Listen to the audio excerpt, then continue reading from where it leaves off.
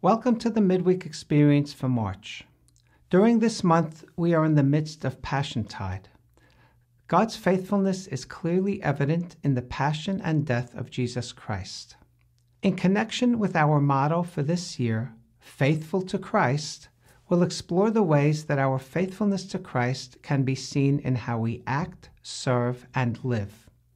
This month, we'll look at the interactions that Jesus had during Passiontide that can demonstrate how we can act in humbleness and love as Christ did, dedicate ourselves to Jesus regardless of whether or not this is accepted by those around us, and decidedly act with godly wisdom and not human wisdom.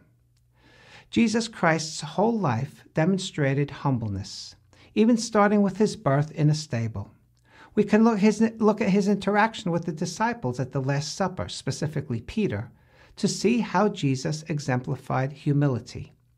In John 13, we read the account of Jesus washing the disciples' feet, which was a common practice in those days as people traveled mostly by foot. This was undertaken by servants, as washing feet was a dirty task. However, this time, out of pure love and humility, Jesus offered himself as the one to wash his disciples' feet. This act as an example of how low Christ was willing to make himself out of his love for others and his dedication to his Father's will. At first, Peter's response to Jesus washing his feet appears to be one of love and humility. He declares that Jesus shall never wash his feet. After all, why would Peter want his teacher to take on such a demeaning task meant for a servant? Surely, Jesus Christ, God's own Son, was above such things. Peter responded immediately to Jesus' actions without taking the time to understand his intent. When Jesus acts in our lives, especially when the action is out of the ordinary, we should take notice and try to understand what he is teaching us. Peter did not understand the reason behind Jesus' decision to wash the disciples' feet, and under the guise of humility, tried to stop him. Do you ever see God intervening in your life in a way you cannot understand? In order to practice true humility, we have to let go of how we think things should be or how we think Jesus should act in our lives. Sometimes, in ignorance, we may even try to prevent his plans from happening. In these instances, we must push down our pride and our assumptions, and instead allow humility to take their place. This means that we put God's will before our own, even if we do not understand his ways. And it also means that we are willing to learn in times when he wants to teach us. Genuine humility is essential in our relationship with God. After Peter tried to stop Jesus from washing his feet, Jesus told him, "If I do not wash you, you have no part with me."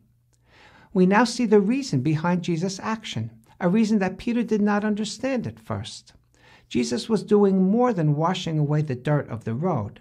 This was a metaphor for washing away the dirt of sin, a cleansing which is necessary in order for us to be with Christ. How Peter's mind changed when he understood this lesson. Now he was ready to accept Jesus' offer to wash his feet. Learning from Peter's example, we can ask ourselves, do I accept God's will and teachings before I understand what they mean, or only after?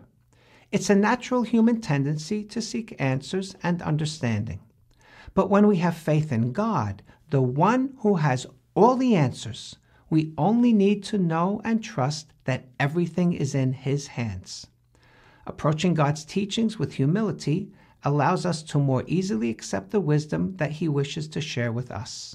From Jesus, our example in all things, we learn how to be a servant. Jesus' humility and desire to follow his Father's will inspired him to be a servant to others. He was willing to wash his disciples' feet, and just one day later, he was willing to lay down his life for the salvation of all souls.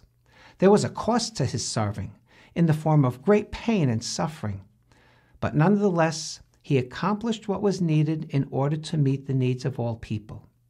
As servants, let's be careful that our pride doesn't inhibit us from meeting the needs of those around us.